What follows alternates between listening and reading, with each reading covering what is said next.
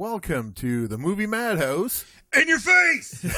And we're back. We're back. For the first time again. Yes. So we've got everything all figured out this time, I believe. We hope. Well, we hope. This is technical issues aside, we're ready to rock and roll. We're give everybody Rock and roll. I thought this was a movie show.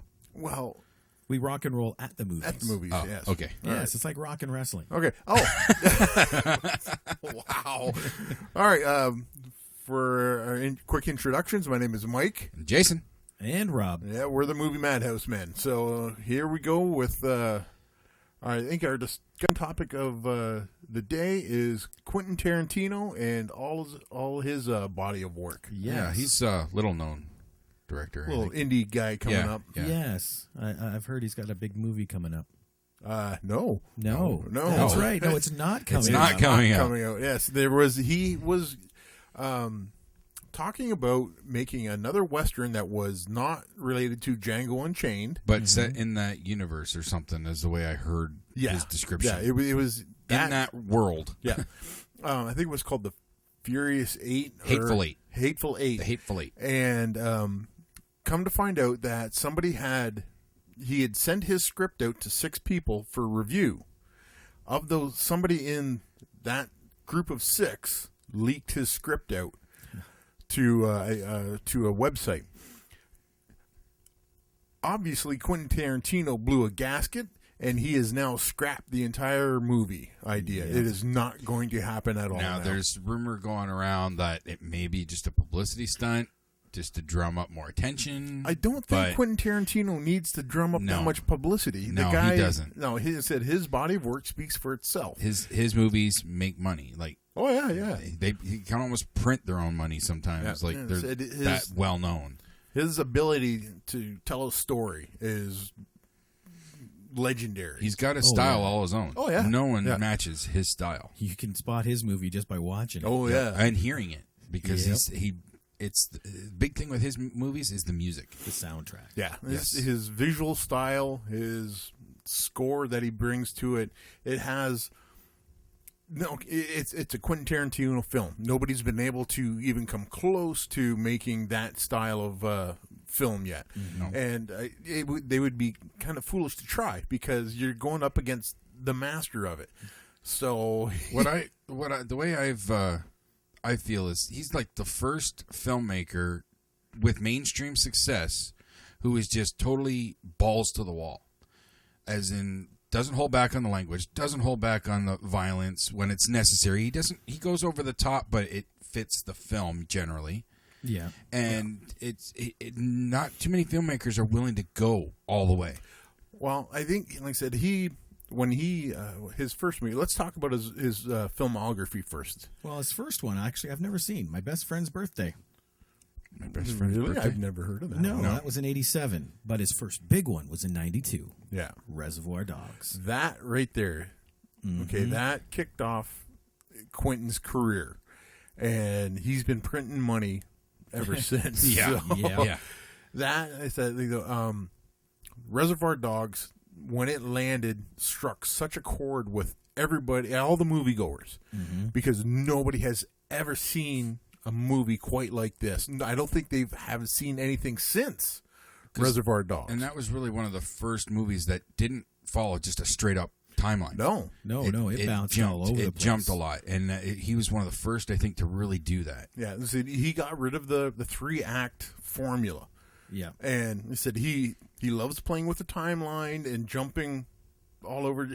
But when it's all said and done, you get the entire story at a different His pace. second one really shows that. Pulp Fiction. Yes. Yeah, and actually, that was the first one I had seen of his work. I had not seen Reservoir Dogs before seeing Pulp Fiction. So Right. But yeah, Pulp Fiction follows the non-linear. Exactly. Here's a chunk of it, here's a chunk of it, here's a chunk of it. Just put it together yourself. Yeah. Some assembly required. Oh, yeah. And you definitely have to pay attention to his movies, too, because if you could miss a key thing. It could happen just in a flash. And if you miss it, you have to wait a chunk of time before you can catch up and go, oh, now this makes Or you'll sense. see a character in the background walk by or something on their way to do something that that was in this earlier scene or something like that. Or in a totally different movie that he's going to make yet. He's done that too. Really? I Yeah. don't think I've caught that. Yeah. Okay. And he likes to reuse characters, Oh, yeah. especially Yes. names. Yes. One of the movies we're not really going to get to touch, although we'll have to bring it up, is True Romance. Oh. Because that was written by him, not directed. We're doing the directorial stuff. Yep. Alabama, Clarence, Worley. Those names are all from Reservoir Dogs. Yep. Okay. If you listen to the story, they're talking about these people in the background. Yep. You know? Oh. So they're referencing. So Okay. That's cool. I think his universe, that Quentin Tarantino universe, Reservoir Dogs, Pulp Fiction, True Romance for its peripheral, that whole universe is fleshed out, and you can get where he wants you to go when you see all these things together at the same time. Yeah. It's linear, non-linear storytelling, because he has a thread that he wants everybody to follow, but he's not going to put it together in the way that everybody should. There's a whole lot of little knots in there. Oh yeah. I said knots and left turns, and I said just taking off all over the place. Exactly. Well, after that, he did an episode of ER. Really? I've not seen that. No. But now that I know, I want to find that episode. That would be interesting to see. Yeah. Absolutely. Especially that early in his career. Yeah, that was in 95. Yeah, that would be that would probably be his stab at mainstreaming his directorial Maybe chops. his first attempt, because Yeah. I know he did it later. I And don't it was really remember well done. any ER episode about assassins or shootouts or anything. So, Sword wounds. yes. After that, he did a segment in a movie called 4 Rooms. Great movie, and He did The Man from Hollywood. yes, that was the final. That Yep. was the final scene. He was actually in that one, too. Yes, Yeah, he does. he likes to put himself in. Yeah, he Yes. does like to act it as in movies. Yep. So I remember that one because Antonio Banderas is in that movie as well. Yes, but not in that scene. No. The scene he did had Bruce Willis. Right, and his 2 kids that are in the room alone. And That was the Antonio Banderas scene. Yes. It's a good movie. It It's is. worth checking out. Tim Roth was just Oh, so he's the bellboy spot on. through the yes. whole thing. He's the only link between Hey. all the stories. And then after that, Jackie Brown. yeah, his love of blaxploitation and 70s grindhouse movies is just this is where it starts to bubble up. Yep. Like you could see little hints of it in like Pulp Fiction and stuff like that. But when Jackie Brown come out, he just went full on. This is Grindhouse, and you're gonna like it because I love it. Yep. And his love of the genre is reflected on everything that he does in that movie. Oh yeah, anything 70s and early 80s, like that's where the soundtracks come from. Yes, his You know? own personal collection, like Django Unchained. He went to his record collection and actually played the record.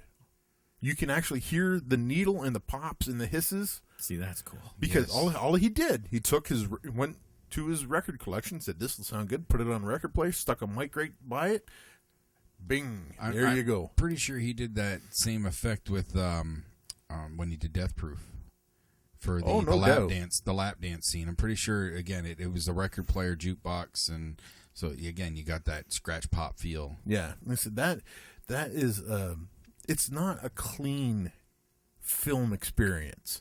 It's the movies that he saw as a kid growing up. Yeah, Like you've got the scratches on the film, you've got the sound that is just comes in and goes out. That's that's what he loved, and that's what he is wanting us to love too.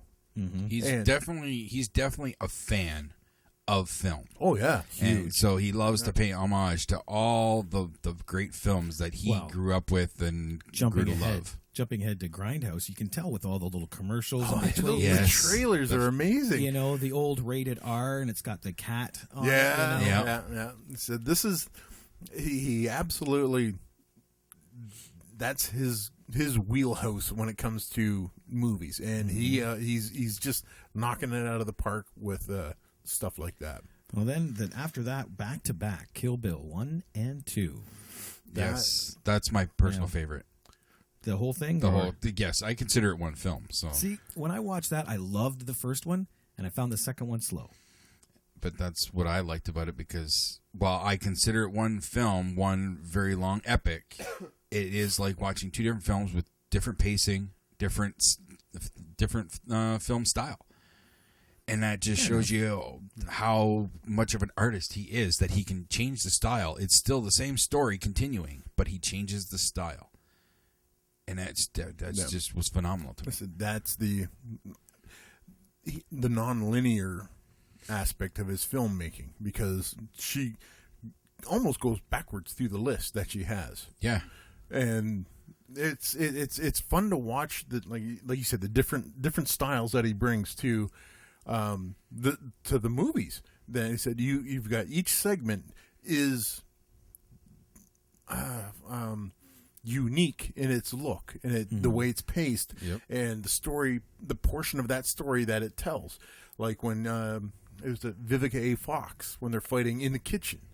Yes, that's a different fight when she's obviously fighting the Crazy 88. Yeah, that fight was almost just like a drag out, just bare knuckle fight. Oh yeah. There's no real artistry, no martial arts style too much in there. It's called survival. Smash mouth brawl right there. That's the wording I was looking for. So, yeah. So the Kill Bills, I really enjoyed. Was it Kill Bill 2, the end sequence with Carradine? Yeah, see, I like that. That was it wrapped everything up, and it was such a heart-wrenching conclusion to that story of the bride and everything else. I really liked the way that finished up. Yeah. See, that was it too. I love the ending, but it was just how the second part started really slow. But like you said, it's a different style. So yeah. So when you come off the first one, like, and it's such a frenetic pace, and then you kind of slow right down. See, that's probably what it was with me. I watched them back to back. That could, you might have had to have a little bit of a break to disconnect you from that. Maybe a palate cleanser in between. Yes. Just, yeah. True romance. Well, after that, he did a guest directing spot in Sin City. Yes, for $1. Yes. Because he's such close friends with Robert Rodriguez. Oh, so yes, he did together. one scene in that movie for $1. Gotta love friends like that. No in kidding. Hollywood. So. We need a couple friends. As I recall, Tarantino is responsible for Rodriguez getting his American breakthrough with Desperado. Yeah. Tarantino was the one who heralded Rodriguez's El Mariachi. Mm-hmm. So Rodriguez is very thankful for that.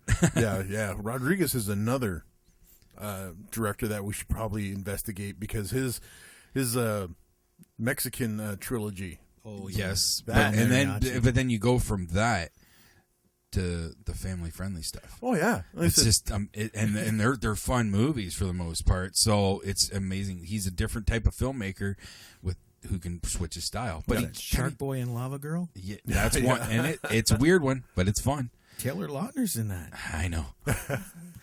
But that's another topic. That's another topic. Okay.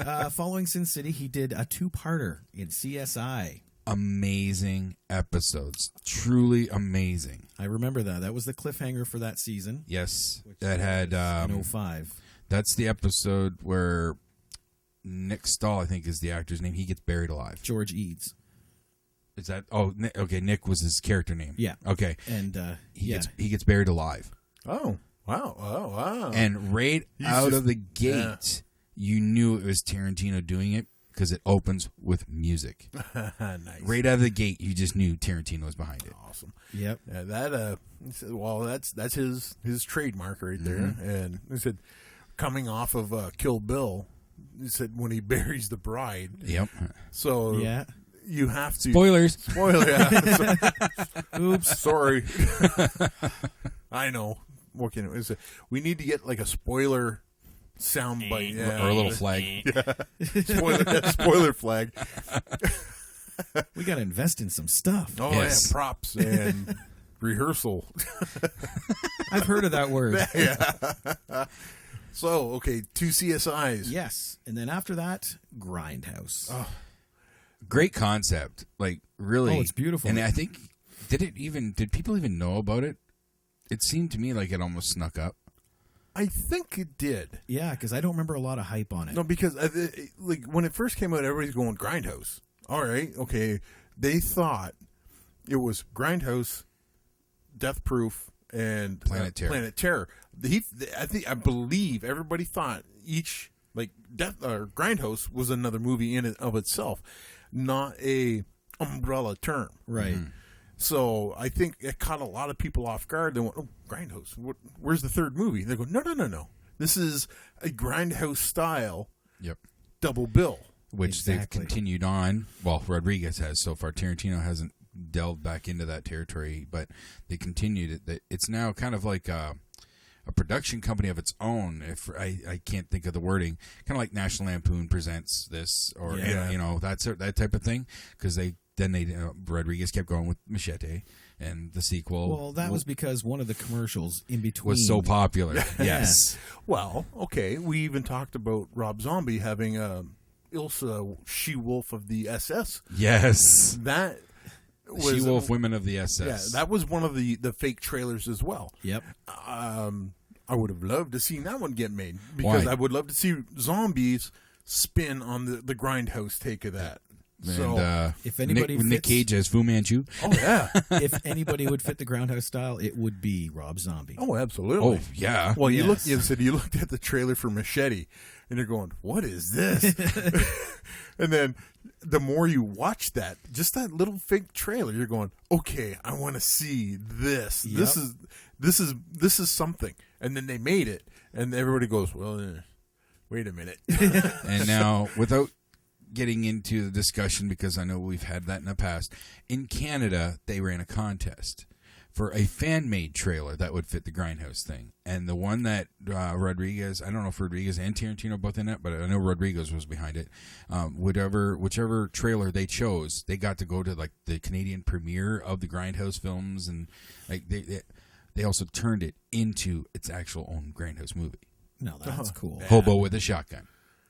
They That- made the fake trailer for that to go in the Canadian release of these movies, and then they end up making it into their own feature. I actually really liked Hobo with a Shotgun, So did I. and it just. I know you are not enamored with it in any way, shape, or form, but I appreciate it for what it was. And in movie Madhouse style, Yeah. we're attacked on set. I appreciate it for what it was and all, but it to me was not like the others. Okay. Yeah, yes, they were new filmmakers, so you got to give them points for that. But there was just there's a lot of things that I just couldn't get past in that movie. Yeah, well, I said everybody can't hit a home run the first time up Oh, at I bat. know. Exactly. So, you have to take the passion that these guys. Oh, I give them all the Embodied. props in the world. Oh, They pulled it off. They made a feature film. And the fact that they killed Ricky from the Trailer Park Boys within the first 10 minutes, I went, absolutely. I mean, I'm in love with these guys already. Yep. So, But the villain was the Weasley little thief dude from the Red Green show. I couldn't accept him in that role. I just couldn't. So the Canadian movie making at its finest, Yeah, using yeah, every trope-filled actor that we have. There's only like 12 or 13 of Oh, them. I know. out there, It's just right? like So, like dipping your toe into the British acting pool. Yeah. Exactly. There's Cumberbatch. There's Fassbender. Yeah, that's it. That's it. Patrick Stewart. Oh, yes, can't forget him. But we digress. Let's look at Quentin's part in Grindhouse. Yes. Death Proof. Yes. Kurt Russell was awesome. I love that. That's my favorite of the two. I've watched that Mike. one over and over again. Yep. That was the period of love with Rose McGowan as well. Yeah. Because she was the focus of a lot of movies. And I said her character in both, like she was the star in Yep. both those movies. And I like Rose McGowan. She's fallen right off the map. I know. I haven't heard of her in a while. But Rose McGowan was in Death Proof? yeah, Are you sure about that? I believe she was the first passenger. Let's check. I don't want to. I don't. I believe she was. I don't think so. Because he had somebody in the car with him, and he's going, this car is virtually death-proof as long as you're sitting in this seat. Rose McGowan was Pam. Really? Yeah. Okay. Oh, the blonde. The blonde. That's what's throwing me off. Yeah, She was a because blonde. She changed That's, everything. Yes, that's what threw me off. I don't. Yep. I never realized that was her. Yep. Wow. But yeah, the Death Proof is my actual favorite of those Grindhouse films. And we were introduced to Zoe Bell as well. For Quentin's absolute love of Zoe Bell is showing up on this as she gets her first starring role. Not Really? the stunt double for this train of thought just left the station. Yep. Don't need this train. No. Uma Thurman. Yeah, There we go. that's who I was. Okay. I was going to get there. Well, and then following that was Inglorious Bastards. Another Brad Pitt movie I really enjoyed. Yeah, I Yes. enjoyed it, but it left me wanting. There was. I wanted more of the Bastards. Tell me there you wasn't. haven't left a Quentin Tarantino movie wanting more. Well, yeah, but it just to me there Yeah. wasn't enough of the Bastards, the whole crew. It was like the first half of the movie, okay, there they are, and then the second half of the movie, you hardly see any of them, kind of thing, like except for like the two main ones or something. Like, I wanted more of the Bastards, especially Eli Roth's character. You know, Okay, yes. Donnie with the big baseball bat. You know, I said I went to go see Inglorious Bastards at the theater, and so when they spent the first 15 minutes of Christoph Waltz interrogating that farmer, I'm going. I said I started to get a little antsy, but I went, this is pure Tarantino what he's doing. So I had to. I knew I had to sit through it because there's going to be a payoff here any minute now, and I was not disappointed at all. But so you just got to wait. You're going, where is this going? Where is it going? And then bam, payoff, and away we go. that's another one of his trademarks is that weird slow build. You don't. Okay, what am I watching? What's going on here? Yeah, And then you're thinking, okay, the door will break open. Okay, no, Or- this guy's going to jump up. No. Or what's with the couple having that discussion in the diner at the beginning of Pulp Fiction? Like, okay, why are they talking about this? What? And then They did that in Reservoir Dogs too, sitting Yes, at the restaurant same- Yep. because but you don't know where they're going to go. No. They're having all this conversation. Why? you're dropped right into the middle of somebody else's conversation, and it's up to you to catch up. Well, exactly, because what other movie do you know you sit there and listen to a guy's talk about how much they should tip? Exactly. Yeah. Okay, Besides seriously. maybe a Kevin Smith. Seinfeld. Yeah. So there's those examples are like right on the mark when it comes to that. But like I said, you do have to catch up to Yes. to fully appreciate where a Tarantino movie is going. Okay, well, we've only got a couple minutes left. I'm going to throw out a couple names real quick because there's True Romance, Natural Born Killers, and where'd the other one go? Oh, I guess it was just the two. Oh, no, From Dusk Till Dawn. Those are ones that he wrote, but he didn't act like he did. He acted in them, but he Right. didn't direct. Yeah, the Gecko Brothers. Yeah. Natural Born Killers, Oliver Stone. Yeah. Yes. That one rocked. Yes. And True Romance, of course. Okay. Ridley Scott. But that was True Romance. One of my top 10 all-time favorites. I can watch that like constantly, and I'll never get tired of that Gary movie. Oldman is a god in that movie. It's been a long time for me. It's one I have to rewatch. Yeah. Oh, yes. Well, and then our last one for him, Django Unchained. Just an amazing movie. Yes. Jamie Foxx. The fact that it was Will Smith turned it down because he figured Django was not the lead character. Wow. What a fumble that is. Yep. Yeah. Because when you watch that movie, okay, sure, Christoph Waltz again, like He there's steals the show. oh he does because he's such a good actor. Yep. And to say that Jamie Foxx isn't the lead, he's the co-lead because you've got those two are so intertwined with what they do. Exactly. it blows my mind that he's not considered a main character. Now, tell me, do you agree? Okay, because I think we all kind of have a love for Samuel L. Jackson. Is this one of the first movies where you were glad to see him just get destroyed? Yeah, yeah. Because like I said, a guilty pleasure. The guilty pleasure part of that, yeah. And DiCaprio, his role. Oh yeah. That scene where he cuts his hand. Did you see that? Is a legitimate bad cut. Yep, and he kept going. Kept rolling. And to look back on it, you're like, wow.